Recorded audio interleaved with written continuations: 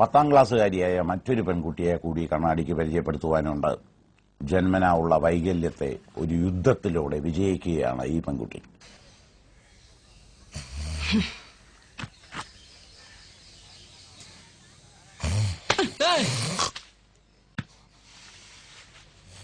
இதுக்கு கலங்கத்தில் எத்தனை குடிச்சியா? குடிச்சியா? நான் கொஞ்சோடு தான். உன் அண்ணன் தான் ஃபுல்லா குடிச்சு மட்டையிட்டான். சொல்ல சொல்ல கேட்கவே மாட்டான். Bad boy. அப்போ നീ കുടിച്ചിരിക്ക. ഈ സിനിമ കണ്ടവർക്ക് ഈ രംഗങ്ങൾ വിശ്വസിക്കാൻ തന്നെ ബുദ്ധിമുട്ടാകും. സിനിമയുടെ പേര് നാടോടികൾ. ജന്മനാ ബധിരയും മൂകയുമായിരുന്നു അഭിനയ. മറ്റുള്ളവരുടെ ചുണ്ടുകളുടെ ചലനങ്ങൾ പഠിച്ചാണ് അഭിനയ ആദ്യം മോഡലായതും പിന്നീട് സിനിമാ താരമായതും. എത്ര ഗംഭീരമായ ദീർഘകാലം തുടർന്ന തൃഷ്ണയാണ് ഇതിന് പിന്നിലെന്ന് വൈകല്യങ്ങളില്ലാത്തവർ ചിന്തിക്കുക.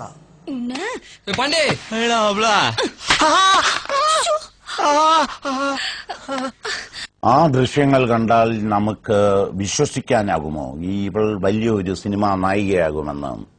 ഇതാണ് ലോകം, ഇതാണ് യുദ്ധം. ഫ്രണ്ട്സിനേക്കാൾ കൂടുതൽ എന്റെ ഒരു സഹോദരി, എന്റെ ഒരു സിസ്റ്റർ, അതാണ്. സോ അങ്ങനെയാണ് ആള്. അണ്ണി അണ്ണീന്നാണ് വിളിക്കുന്നത്. അണ്ണി അണ്ണി പിടിക്കുമാ?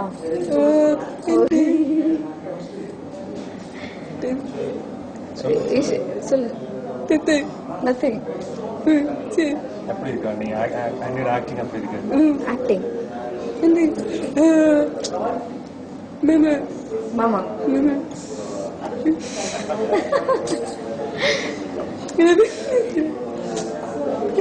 എപ്പോഴും ഭക്ഷണം കഴിച്ചുകൊണ്ടിരിക്കും. സോ ആളുടെ മെയിൻ ജോബ് എന്താന്ന് വെച്ചാൽ നല്ലൊരു മിമിക്രി ആർട്ടിസ്റ്റാണ്. ആ സെറ്റിലുള്ള സകലരെയും എന്താണ് ചെയ്യുന്നത്, അവരെന്ത് ചെയ്യുന്നു, അവരെന്തൊക്കെ ചെയ്യുന്നു, ആ ക്യാരക്ടർ എന്തൊക്കെ ചെയ്യുന്നു, അതൊക്കെ കാണിച്ചു കൊടുക്കും.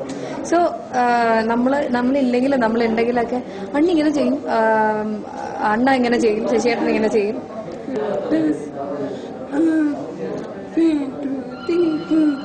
ആ സ്റ്റെപ്പ് 1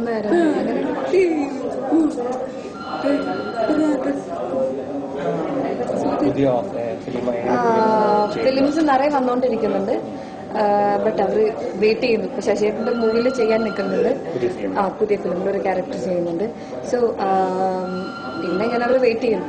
ഈ സുന്ദരി കുട്ടിക്ക് അഭിനയ എന്ന് പേരിട്ടവരെ കണ്ണാടി അനുമോദിക്കുന്നു. അവിടെ ചെന്ന് കഴിഞ്ഞിട്ട് ഞാൻ ആദ്യമായിട്ട് കണ്ടു കഴിഞ്ഞപ്പോ ഇങ്ങനെ ഒരു ഡിസബിലിറ്റി ഉണ്ടെന്നൊന്നും എനിക്കറിയില്ലായിരുന്നു. സോ ചെന്ന് എനിക്ക് ഷൂട്ട് തുടങ്ങിയത് സെക്കൻഡ് ഡേ ആണ് വരുന്ന ആള്.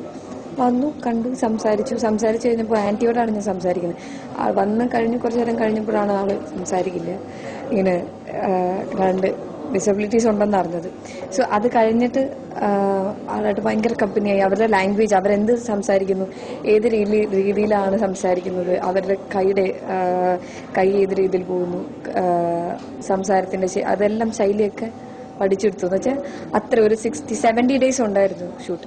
സോ അതിനുള്ളിൽ അബിയുടെ അതല്ലെങ്കിൽ ഞങ്ങളെല്ലാം ഒരു കുടുംബം പോലെയായിരുന്നു. സോ ഒരു ഫാമിലി പോലെയായിരുന്നു.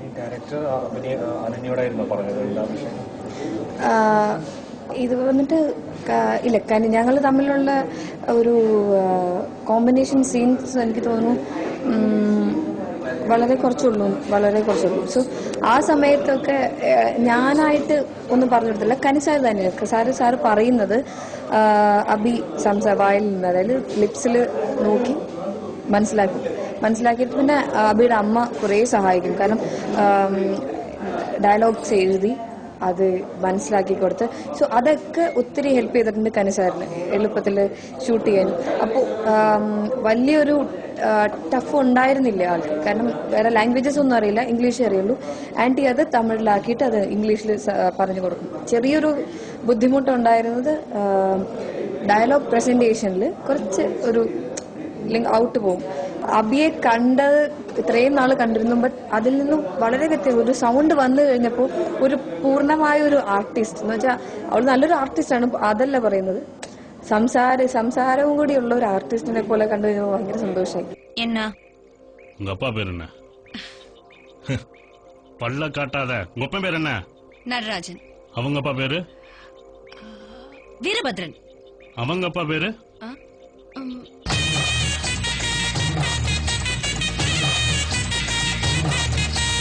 மங்கம்மா மரப்பு மல்யுத்த வீரப்பு சிக்கன்னு சிரிச்சாலே சிந்தும் தப்பு ஐயோ ஆண்டாளு இடுப்புல 5-6 மடிப்புல குத்தாட்டம் ஆடுதே கொத்து சாவிதான் பல்ல புடுங்க வாய காட்டுடா பொண்ண புடிக்க பல்ல காட்டுடா